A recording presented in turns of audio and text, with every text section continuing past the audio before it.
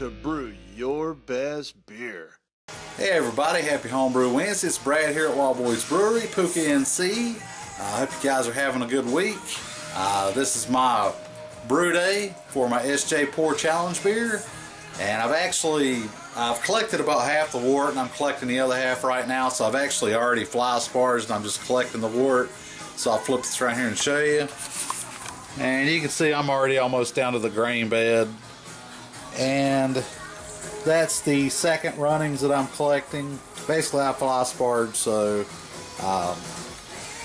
and then here's the first 4 gallons I've collected, and this is going to be a red IPA, and I did first wort hop, so I got that on high, bringing that up to a boil while I collect my other half. And here's all the hops that are going in it. Basically got to drop every 10 minutes. Got a 60, got a 50, got a 40, got a 30, got a 20.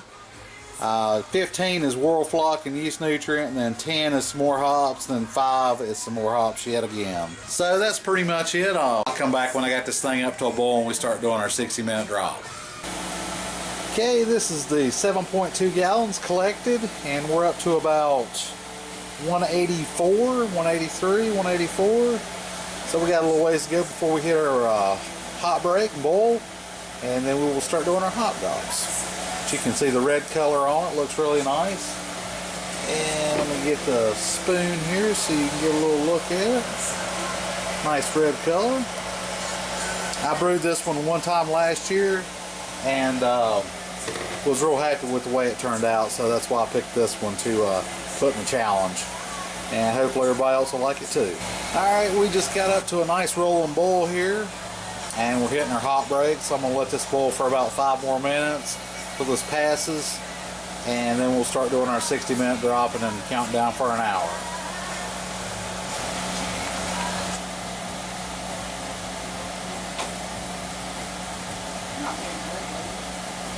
And this is what 7.2 gallons of wort on top of an electric stove looks like when it gets up to a boil.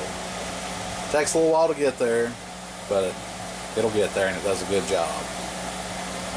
And I know Gary, main brew guy, commented I had a light boil going on when he saw it before, but I had just dropped the wort chiller in when he saw that, so it had cooled way down.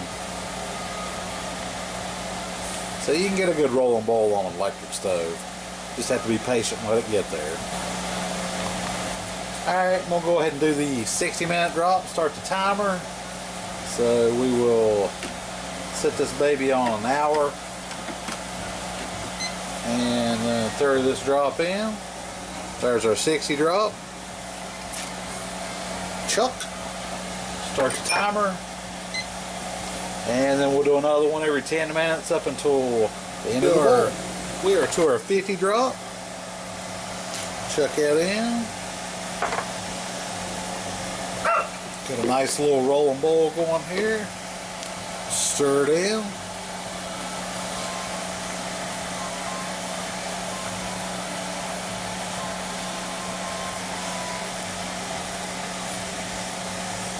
And we're back in 10 minutes. Alright, we'll do the 40-minute drop. And we'll stir that in. Alright, just did the 30-minute drop, and we'll be back in 10 to do another one. Here is the 20-minute drop. Massive drop. We'll stir this baby in.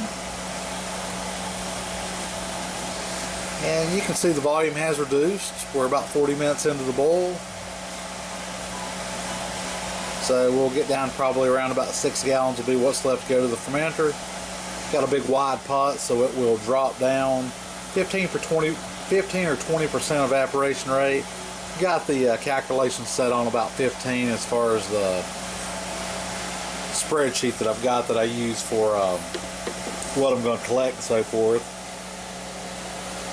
But we got a real nice green red IPA here. Lots of nice hops in it. And it is smelling awesome in here. Alright, we're about a little more than 17 minutes. I'm going to go ahead and put this in. Usually do it about 15 or 20. It's my World Flock tablet and my 1/4 ounce of white yeast nutrient. So we'll chuck that in.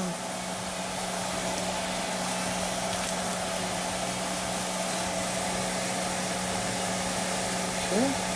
And you can see I've already put my wort chiller in. Give this baby a stir.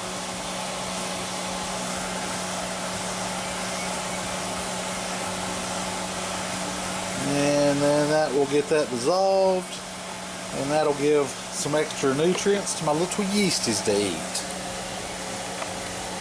It's time for our 10-minute drop.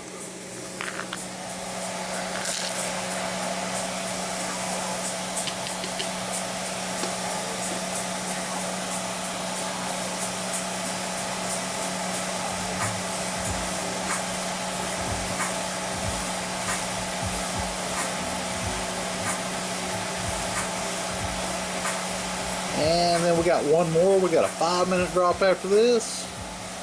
And then we are done. Start cooling this baby off.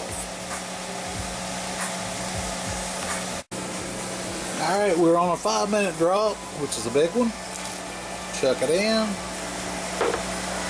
Oh, it smells so good. I love this beer. And I hope you guys enjoy it as much as I do. I think the last time I brewed this last year, I drank this whole 5-gallon batch in a little less than 2 weeks or so.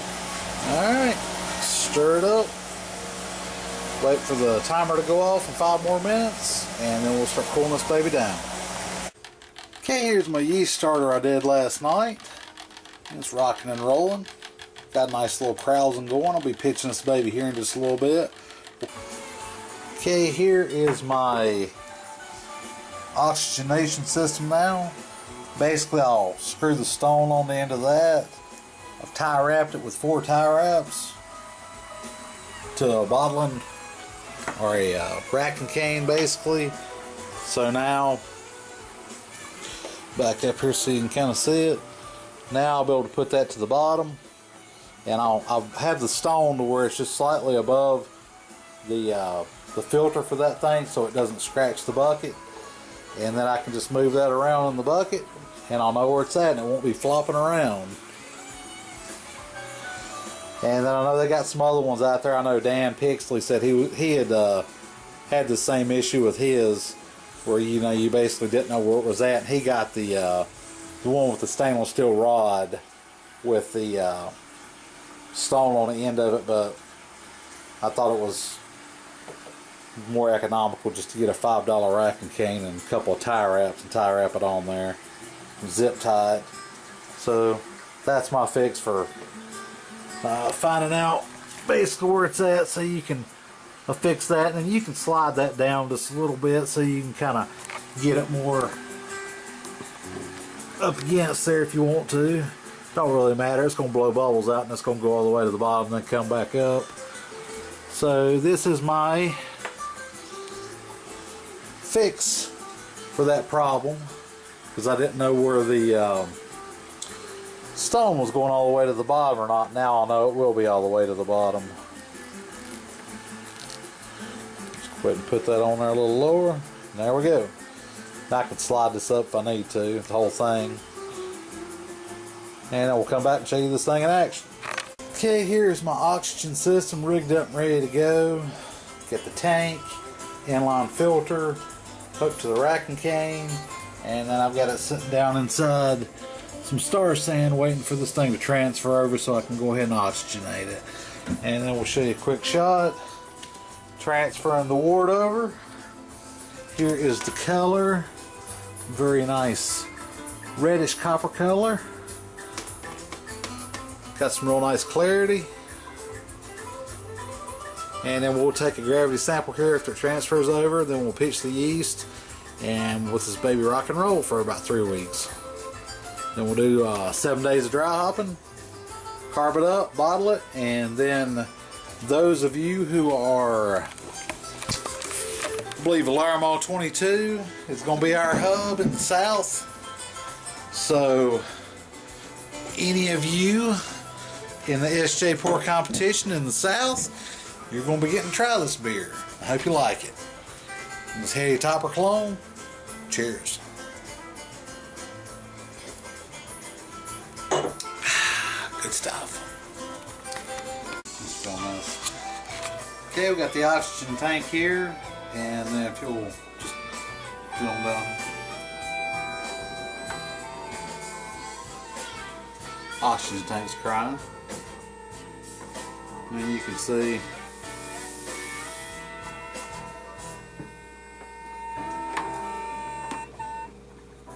way down. And then you do this for 2 minutes. And then you can hear it bubbling. And with it on the rack and can, I can move it around anywhere I want to, and I can tell where it's up. And I've got a 2-minute timer on. You can see it's getting a great head on it.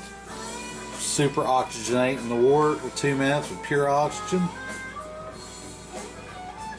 And you just kind of move it around real slow in there.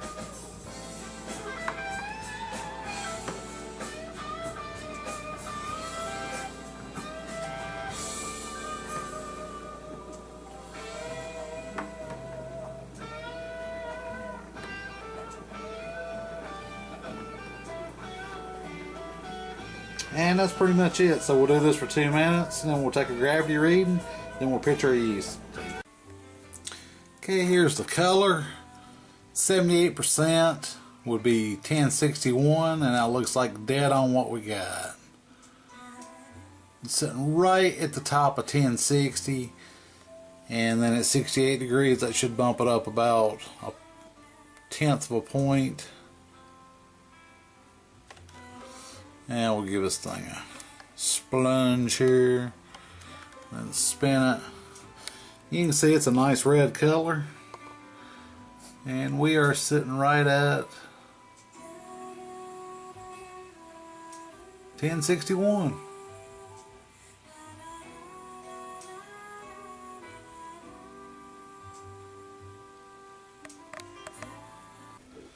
And here is the next day. We have bubblage, the red IPA, and I'll move the plant in here so it can scrub some of the CO2. As plants eat CO2 and produce oxygen, the opposite that we do, I'll move this plant from the kitchen into here anytime I ferment, and then that helps the plant eats the CO2, scrubs the air, and it puts fresh oxygen back out. And it's a win-win for everybody. You can see it's all nice and perky. It likes it.